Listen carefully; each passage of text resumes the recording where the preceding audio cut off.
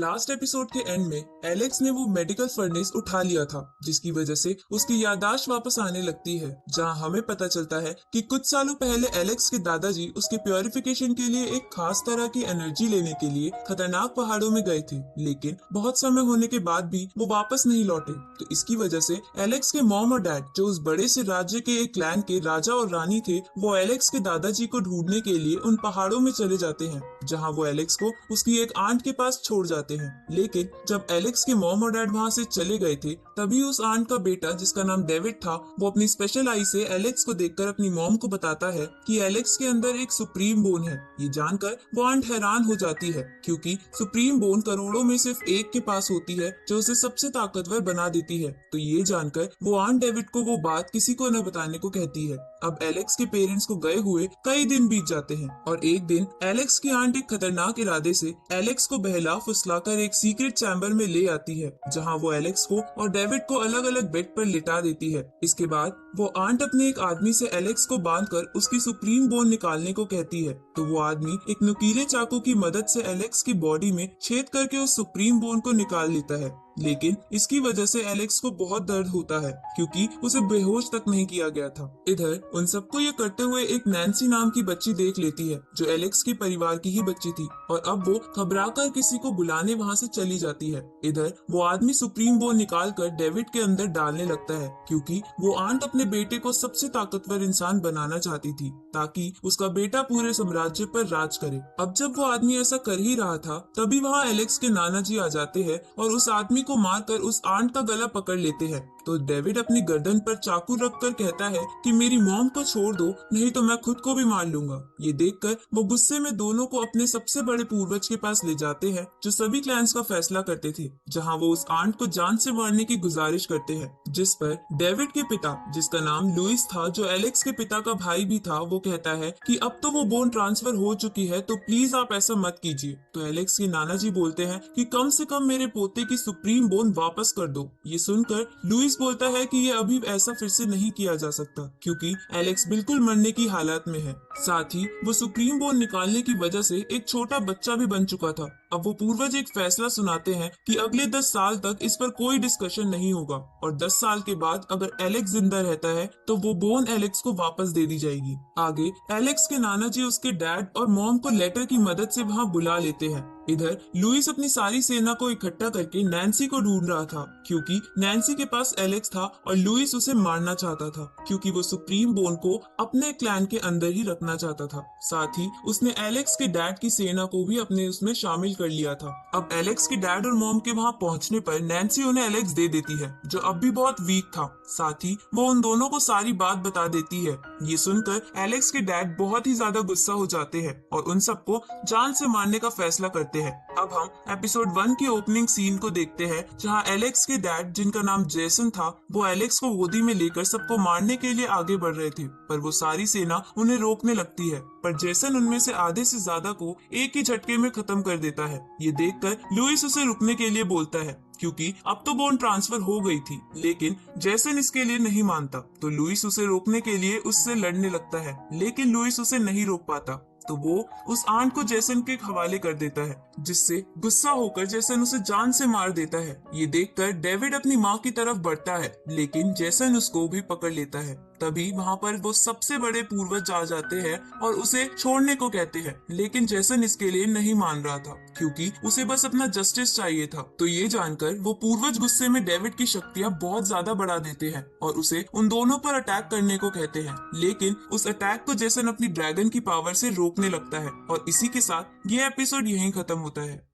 तो एपिसोड 8 की शुरुआत में एलेक्स शेन से पूछता है कि बाद में मेरे पेरेंट्स का क्या हुआ, जिसपे शेन बताता है कि वो दोनों उस अटैक से बचकर अपने पूर्वजों के घर यानी स्टोन विलेज में आ गए थे, जहां गार्ड लियो की स्पिरिट ने तुम्हें फिर से ठीक कर दिया था। लेकिन वो दोनों दोबारा कोई रिस्क नहीं लेना चाहते थे, क्योंकि लुइस की सेना अभी भी उनके पीछे थी, इसलिए वो तुम्हें मुझे देकर दूसरे पूर्वज के घर चले गए थे। ये सुनकर एलेक्स कहता है कि मुझे भी अपने पेरेंट्स के पास जाना है। तो शेन बताता है कि वो जगह बहुत दूर दूर है, तुम वहाँ नहीं जा सकते। पर एलेक्स इसके लिए नहीं मानता। तो एलेक्स की भावना को देखकर शेन भी उसके लिए मान जाते हैं, लेकिन वो उसे एक चमकता पत्थर देते हैं और कहते हैं कि एक समय गॉड ल्यू और ये चमकता पत्थर आसमान से आए थे, जिस पर गॉड ल्यू की स्पिरिट एलेक्स को कहती है कि उस चमकदार पत्थर पर एक खास कल्टीवेशन टेक्निक है जिसे तुम आने वाले समय में सीख जाओगे। साथ ही वो कहती है कि भले ही तुम्हारे पास वो सुप्रीम बोन ना हो, लेकिन हमेशा याद रखना कि हर चीज का पुनर्जन्म होता है। ये सुनकर एलेक्स समझ जाता है कि उसके अंदर भी एक नई सुप्रीम बोन जन्म ले रही है। अब एलेक्स चैंप और यूनिकॉर्न के साथ अपने सफर पर निकल जाता है। रास्ते में उस पे एक व्हाइट टाइगर हमला कर देता है जो पहले से ही जख्मी था। अब एलेक्स अपनी जान बचाने के लिए उसे मार देता है। तभी वहाँ पर जिया आ जाती है जो बड़ी हो चुकी थी और आकर एलेक्स को कहती है कि तुमने इसे क्यों मारा, ये मेरा शिकार था। उसी समय वो चैंप को देखकर समझ जाती है कि वो एलेक्स है और उसे भी अपने बारे में याद दिलाती है, जिस पर एलेक्स कहता है कि तुम तो पहले से मोटी हो गई हो, जिससे गुस्सा होकर जिया उस पर अटैक करने लगती है। तभी वहाँ पर एक बहुत बड़ा सा ड्रैगन आ जाता है तो एलेक्स, जिया, चैंप और उस यूनिकॉर्न के साथ वहाँ से भागने लगता है। लेकिन जिया एलेक्स से अपना हाथ छुड़ाकर कहती है कि इसे हराना तो मेरे बाएं हाथ का खेल है। अब वो अपने अटैक्स उस ड्रैगन पर करने लगती है, लेकिन उन अटैक का उस पे कुछ असर नहीं हो रहा था। इसलिए एलेक्स कहता है कि अब मुझे ही कुछ करना होगा। इसलिए वो अपनी लाइन बीस्ट की टेक्निक को यूज करता है और उसकी मदद से उस ड्रैगन को जान से मार देता है। पर इसकी वजह से वो खुद भी बेहोश हो जाता है, क्योंकि लाइन बीस्ट की टेक्निक में बहुत एनर्जी यूज होती है। अब थोड़ी देर बाद जब उसे होश आता है, जिया उसे एक अंडे के अंदर का लिक्विड पीने को कहती है,